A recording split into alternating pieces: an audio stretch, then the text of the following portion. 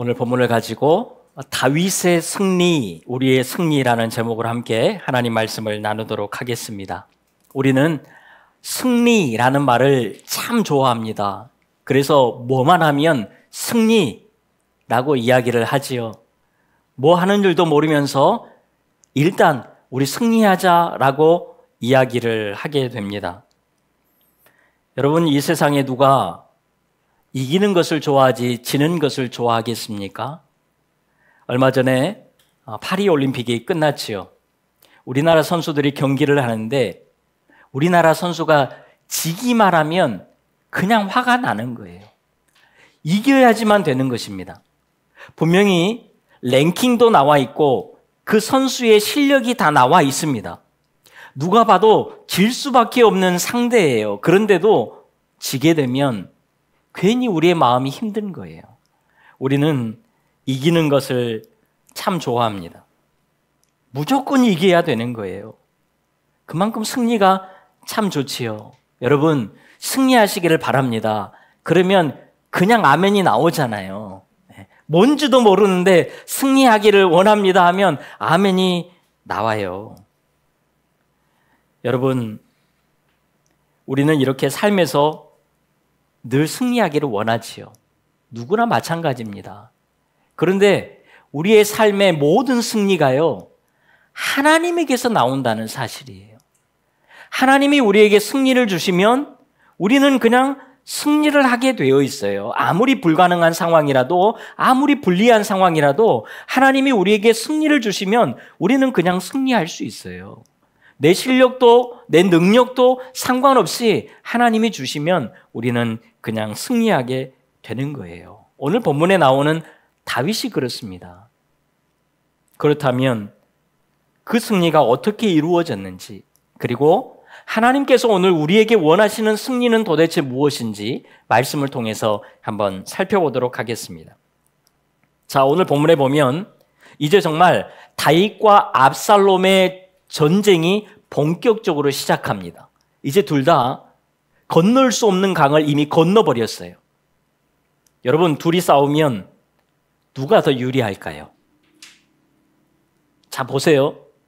압살롬의 지혜자 아히도벨이 이미 죽어버렸습니다. 그리고 다윗이 훨씬 더 좋은 위치, 마하나임이라는 곳을 차지했습니다. 어떻게 보면 다윗이 더 유리해 보이지요. 그리고 오늘 본문 2절에 보면요, 요압과 아비새와 이때 이 용사들이 각각의 분대를 이루어서 전쟁을 이끌게 됩니다. 그리고 천부장, 백부장, 마치 로마의 군대처럼 다윗의 군대는 정말 잘 짜여진 그런 군대를 이루고 있어요. 이런 것을 보면 다윗이 훨씬 더 유리해 보입니다. 그런데 여러분, 전쟁에서 진짜 중요한 게 뭘까요? 병력수 아닙니까? 군인이 많고 군수 물자가 많으면 그 군대가 이기는 거예요. 대부분의 전쟁은 다 그렇습니다. 여러분, 다윗의 군대는 우리가 아무리 많이 잡아도 수천 명에 불과합니다. 학자들은요, 한 4천 명 정도 된다라고 봅니다. 그런데 지금 압살롬의 군대는 수만 명의 사람들이에요. 오늘 본문의 전사자만 2만 명입니다. 수만 명의 사람들을 데리고 왔어요. 사실 게임이 안 되는 전쟁입니다. 다윗이 절대적으로 불리한 전쟁이었다라는 거예요. 그런데도 다윗의 용사들은 적극적으로 전쟁에 나갑니다. 왜 그랬을까요? 하나님에 대한 믿음이 강했기 때문이 아닙니다. 다윗과 압살롬의 전쟁은 어떤 전쟁이다? 왕을 죽이는 전쟁이에요. 왕만 죽이면 모든 전쟁이 끝나는 그런 전쟁이었습니다. 누가 더 많이 죽였고 누가 더 많이 이겼다, 이게 중요한 게 아니라 서로 왕만 죽이면 끝나는 전쟁이 다윗과 압살롬의 전쟁이었다라는 거예요. 이것을 누가 가장 먼저 이야기했지요? 아히도벨이라는 지혜자가 먼저 이야기를 했습니다. 그래서 내가 다윗만 죽이고 오겠습니다라고 이야기를 했죠. 여러분, 이 전쟁의 특성을 요압과 다윗의 모든 장수들도 알고 있었습니다.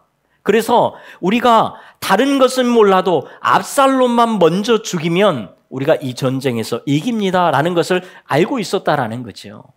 그래서 분명히 수적으로는 열세에 있지만 누가 봐도 불리한 상황은 맞지만 그래도 우리가 전쟁 한번 해볼 수 있겠다라고 생각하면서 전쟁에 참가를 했던 것입니다. 그런데 이때에 다윗이 뭐라고 하지요? 여러분 2절에 보니까요. 나도 반드시 너희와 함께 나가리라 라고 이야기를 합니다. 여러분 다윗이 이제 좀 멋져 보이지 않습니까?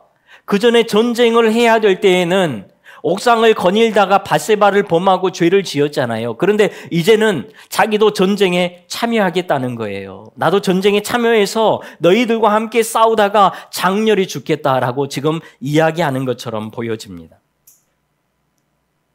그런데 백성들이 뭐라고 하지요? 우리 다 같이 3절을 같이 읽습니다. 시작. 백성들이 이르되 왕은 나가지 마소서. 우리가 도망할지라도 그들은 우리에게 마음을 쓰지 아니할 터이요. 우리가 절반이나 죽을지라도 우리에게 마음을 쓰지 아니할 터이라. 왕은 우리 10,000명보다 중하시오니.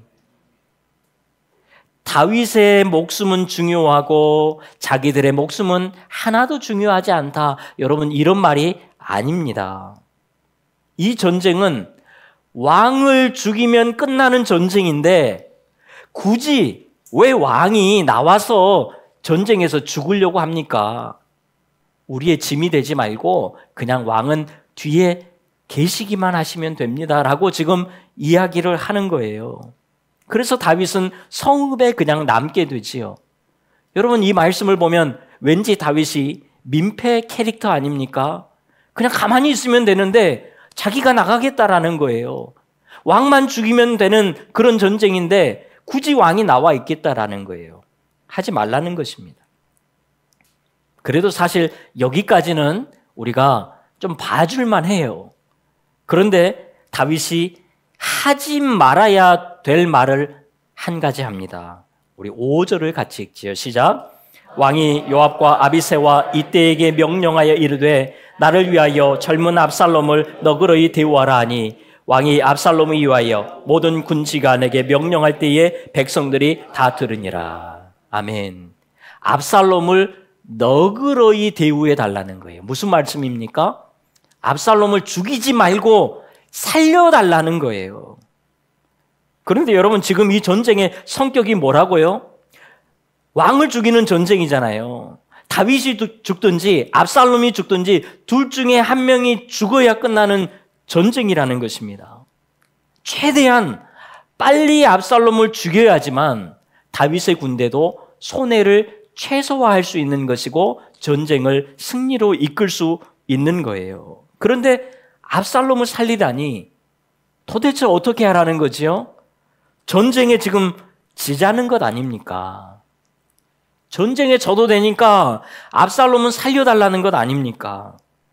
여러분 사실 그렇지 않아도 지금 어려운 상황에 있습니다. 훨씬 더 불리합니다. 그런데 다윗이 지금 김 빠지는 소리를 하는 거예요. 압살롬만 죽이면 끝나는 전쟁인데 압살롬을 죽이지 말라고 하니까요. 백성들의 사기가 확 떨어지는 거예요. 또 이 말을 장수들 몇몇만 들은 게 아니라 백성들이 다 들어버렸습니다.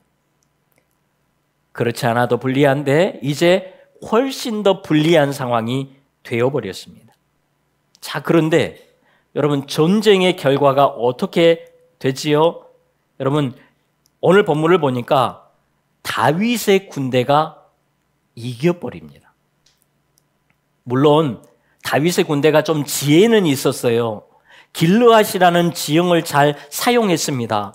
싸우려고 들로 나갔다가 그들을 유인해서 에브라임 숲으로 유인해 갑니다.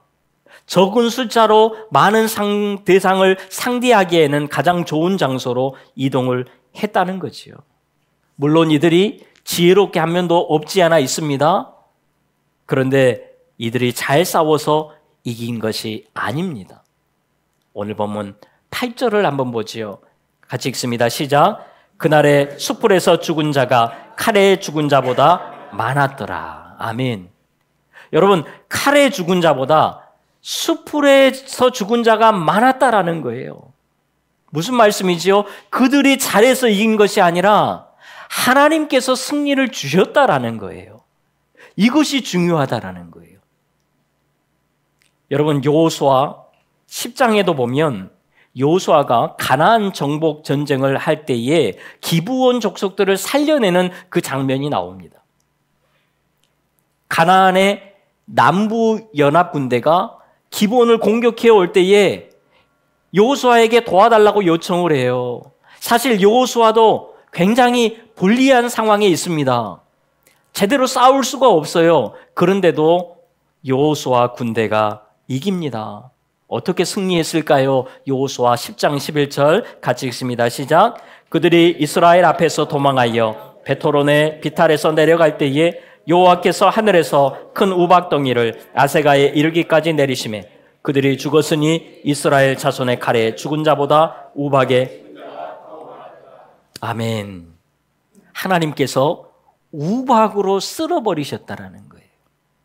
하나님께서 승리를 주신 거지요. 여호수아 군대가 잘해서가 아니에요. 하나님께서 이기게 하신 것입니다. 여러분, 우리 하나님은 불리한 상황에서도 우리를 승리케 하시는 분이신 줄로 믿습니다. 여러분, 어려운 일을 만나셨습니까? 해도 내가 하는 것은 다 안 됩니까? 뭔가에 지금 막혀 있습니까? 도저히 해결할 수 없는 내 능력으로 안 되는 일에 우리 앞에 뭔가가 있습니까? 우리에게 승리를 주시는 그 하나님을 바라볼 수 있기를 바라요. 우리 하나님은 수풀만으로도, 우리 하나님은 우박만으로도 우리에게 승리를 주실 수 있는 분이십니다. 그러니 승리하지 못할 일이 우리에게 뭐가 있겠어요? 우리가 하나님의 백성으로서 믿음으로 잘 살아갈 때에 하나님께서는 반드시 그리고 우리에게 무조건 승리를 주실 줄로 믿습니다. 우리에게 무조건 승리를 주시는 거예요. 반드시 주세요. 왜 그럴까요? 왜 하나님의 백성은 무조건 승리하게 되어 있을까요? 하나님의 승리 공식이 있기 때문에 그래요. 오늘 말씀을 통해서 하나님의 승리의 공식이 뭔지 우리가 이것을 좀 깨닫고 우리의 삶에 적용을 할 때에 정말 하나님의 승리가 우리의 삶 가운데 있을 거예요. 먼저는 하나님의 약속 때문에 그렇다라는 것입니다. 여러분, 오늘 본문에서 다윗이 뭘 잘해서 승리합니까? 아니에요. 오늘 본문을 잘 보면 다윗은 오히려 군사들에게 짐이 되어버렸습니다. 아니요. 군사들에게 나가는데 마음 편하게 하는 것이 아니라 오히려 더 부담을 주어버렸어요. 그런데도 다윗이 승리할 수 있었던 것은 하나님께서 다윗과 맺었던 약속이 있었기 때문이에요. 다른 이유가 아닙니다. 사무엘하 7장 15절 같이 읽죠. 시작. 내가 내 앞에서 물러나게 한 사울에게서 내 은총을 빼앗은 것처럼 그에게서 빼앗지는 아니하리라. 여러분, 이 말씀 때문에 압살롬은 다윗을 절대로 이길 수 없습니다. 다윗은 압살롬에게 절대로 패할 수가 없어요. 그래서 승리하게 된 거예요. 오늘 본문에도 보세요. 여러분 19절에 보면 여호와께서 왕의 원수 갚아 주신 소식을 전하게 하소서 라고 이야기를 합니다. 28절과 31절에서도 같은 고백을 해요. 하나님께서 승리를 주셨다라고 지금 고백을 하는 것입니다.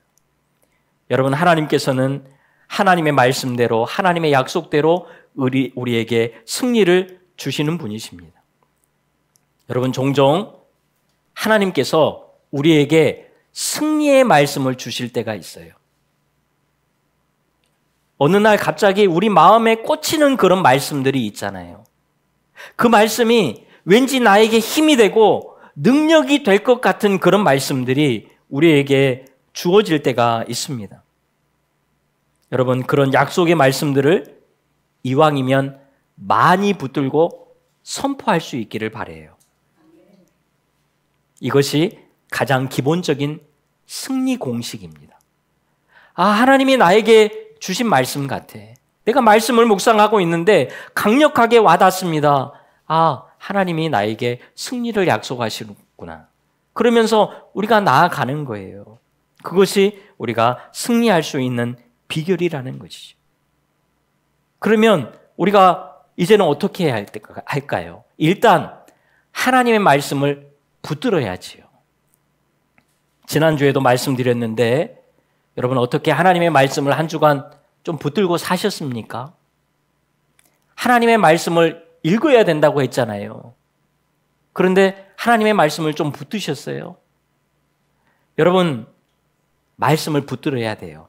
말씀을 붙들고 승리할 수 있는 우리 모두가 다 될 수 있기를 주님의 이름으로 축원합니다. 여러분, 조금이라도 말씀을 붙드세요. 그것이 우리를 이기게 만들 거예요. 그 말씀이 우리를 살리는 거예요. 자, 두 번째로 우리가 무조건 승리할 수밖에 없는 이유가 있습니다.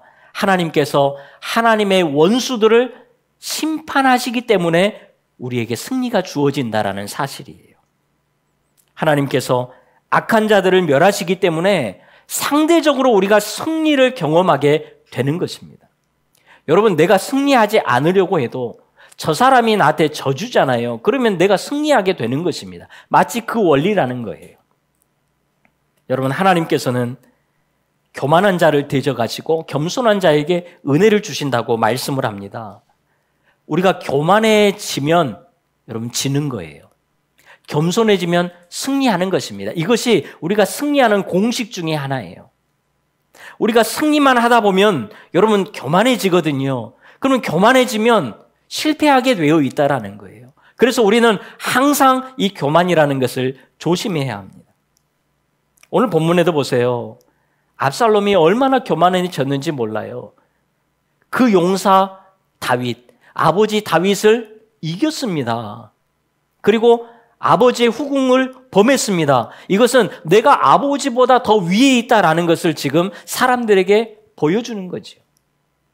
그리고 후세의 말대로 단에서 부엘세바까지 모든 백성들을 군사로 모집했습니다. 수만 명의 사람들을 등에 업고 있습니다. 여러분 교만해지지 않겠습니까? 내 뒤에 수만 명의 사람이 있어요. 나를 지켜줍니다. 교만해질 수밖에 없습니다. 결국 교만해지니까요. 하나님께서 낮추시더라는 거예요. 여러분 교만한 사람을 하나님께서 낮추시는 방법이 뭔 줄 아세요? 그 사람이 가장 믿고 의지했던 것들부터 그가 자랑했던 것들부터 하나님은 다 무너뜨리신다라는 거예요. 여러분 우리가 14장에서 이미 살펴봤는데 압살롬의 머리털의 무게가 엄청났다라고 성경은 말씀을 하죠. 이 압살롬에게 자신의 이 화려한 많은 머리털은요, 자기의 자랑이었고 자기 권위의 상징이었습니다. 그런데 오늘 본문에 어떻게 되지요? 여러분 9절을 보니까요. 같이 읽지요. 시작. 압살롬이 다윗의 부하들과 마주치니라. 압살롬이 노새를 탔는데 그 노새가 큰 상수리나무 번성한 가지 아래로 지날 때에 압살롬의 머리가 그 상수리나무에 걸림에 그가 공중과 그 땅 사이에 달리고 그가 탔던 노새는 그 아래로 빠져나간지라. 결국 그가 그토록 자랑했던 그 머리털 때문에 나무에 걸려서 공중에 매달리게 되었다라는 거예요. 그가 자랑하는 것이 결국은 걸림돌이 되어버린 거예요. 그가 탔던 노새, 왕의 권위를 상징하는 그 노새 때문에 나무에 걸려버렸습니다. 그리고 노새는 떠나버린 거예요. 압살롬이 자랑했던 것들이 오히려 걸림돌이 되어버린 것을 우리는 보게 됩니다. 그뿐만이 아니에요. 한순간에 압살롬은 존귀한 자에서 저주받는 자가 되어버립니다. 여러분 율법에 의하면 나무에 매달린 자는 하나님께 저주받은 자예요. 신명기 21장 23절에 이렇게 말씀하지요. 나무에 달린 자는 하나님께 저주를 받았음이니라. 그래서 여러분 종교 지도자들과 유대인들이 예수님을 그렇게도 십자가에 못 박으려고 했던 거예요. 예수님이 십자가에서 못 박히면요, 그 자체가 하나님께 저주받은 게 돼요. 하나님께 저주받았기 때문에 하나님의 아들이 아니다라는 증거가 되는 것입니다. 그래서 그렇게 나무에 매달려고 했던 거지요. 이처럼 나무에 매달린 자는 저주받은 자입니다. 그런데 압살롬이 그렇게 죽은 거예요.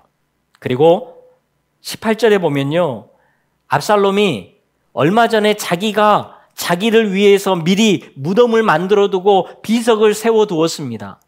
자기가 죽어서 누울 자리를 멋지게 마련해 둔 것입니다. 그런데 어디에 묻힙니까? 오늘 보면 뒤에 보니까요, 그는 어떤 한 구덩이에 던져지고 결국은 돌 무더기가 쌓여서 시체가 버려지게 됩니다. 완전히 저주받은 인생으로 끝나버린 거죠. 그러니까요, 압살롬의 교만이 심판과 패배를 가져왔던 것을 우리가 보게 됩니다. 그러면서 상대적으로 다윗이 승리를 이룰 수 있었던 거예요. 여러분, 우리가 살다 보면 우리를 괴롭히는 사람들이 있습니다. 우리의 삶의 현장에 우리를 힘들게 하는 사람이 있어요. 나는 한 명도 없다. 그렇지 않아요. 꼭 있습니다. 힘들게 하는 사람들이. 교만하고 정말 악하게 살아가는데 오히려 잘 살아가는 사람들이 얼마나 많은지 몰라요. 그들을 보면 마치 우리는 패배하는 것 같고 그들은 승리하는 것처럼 보여집니다. 그래서 우리가 어떻게 좀 해보고 싶어요. 그런데 그냥 조금만 놔두세요. 여러분, 하나님이 곧 손보실 거예요. 그러면 그 사람은 패배하게 될 것이고 그 사람이 패배하니까 우리는 당연히 승리하게 된다라는 거죠. 여러분, 하나님의 승리의 공식 중에 하나가 이런 공식이에요. 내가 특별히 뭘 하지 않았는데도 그냥 상대방이 심판을 받으니까 내가 승리를 이룬다라는 거예요. 여러분, 이사야서에 보면 아하스 왕이 나옵니다. 이 아하스 왕은 히스기야 왕의 아버지입니다. 악한 왕이에요. 그래서 하나님께서 한 번은 북이스라엘과 아람 연합군대를 이 남유다 아하스 왕을 공격하게 보냅니다. 그런데요, 하나님께서 이 아하스 왕에게 갑자기 승리를 주세요. 분명히 악한 왕입니다. 심판을 받을 법도 해요. 그런데 왜 승리할 수 있었을까요? 이사야 7장 6절 같이 한번 읽습니다. 시작.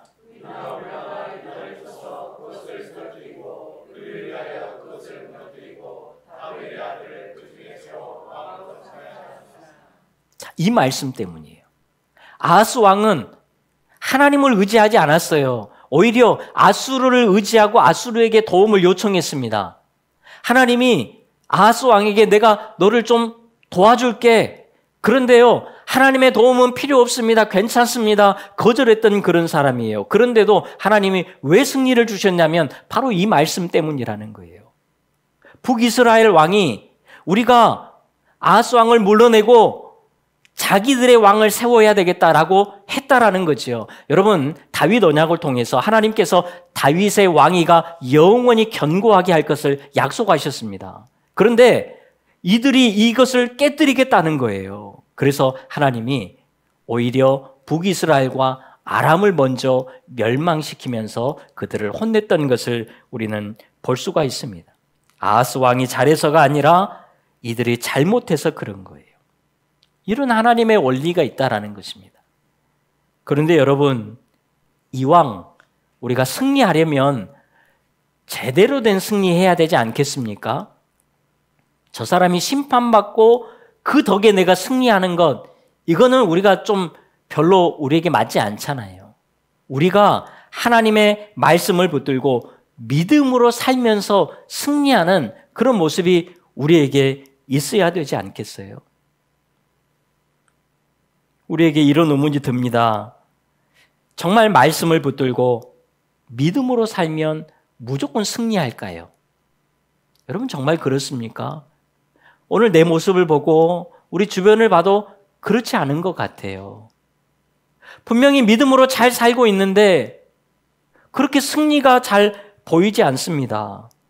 도대체 언제 승리할까요? 여러분, 성경이 말하고 있는 승리는 진짜 뭘까요? 정말 잘되고 성공하고 누구보다 뛰어나지는 것, 그것이 우리에게 말씀하고 있는 승리일까요? 그렇지 않다라는 거예요. 성경은 단 한 번도 승리를 이야기하면서 우리가 잘되고 성공하는 것으로 말씀하지 않습니다. 우리가 그렇게 생각하는 거지요. 성경이 말하는 승리는 이거 하나예요. 요한일서 5장 4절 같이 읽습니다. 시작. 무릇 하나님께로부터 난 자마다 세상을 이기느니라. 세상을 이기는 승리는 이것이니 우리의 믿음이니라. 아멘. 여러분, 진짜 승리는요, 성경이 말하는 승리는 우리가 잘되고 성공하고 누구보다 뛰어나지는 것, 이것이 아니라 우리의 믿음이라는 거예요. 오늘 우리의 승리의 개념이 바뀌어야 돼요. 내가 좀 더 잘 살고, 내가 조금 더 행복하고, 내가 좀 더 유익하게 살고, 남부럽지 않게 살고, 남 앞에서 좀 떵떵거리면서 사는 그것이 우리의 승리가 아니라 오늘 우리가 믿음을 지키고 살아가는 것, 이것이 우리의 승리의 기준이 되어야 된다는 사실이에요. 여러분, 어려움을 이겨서 승리가 아니에요. 어려움이 있어도 믿음으로 오늘 내가 살아가는 것, 이것이 승리라는 거예요. 내가 병들었어요. 병에서 고침받아야 승리가 아닙니다. 병들어도 하나님을 내가 찬양할 수 있고 감사하며 살아갈 수 있는 것, 이것이 승리라는 것입니다. 성공하고 돈 많이 벌어서가 승리가 아니에요. 없어도 만족할 줄 알고 그래도 믿음으로 살아가는 것, 이것이 승리라는 것입니다. 여러분, 끝까지 믿음 지키는 것, 이것이 승리예요.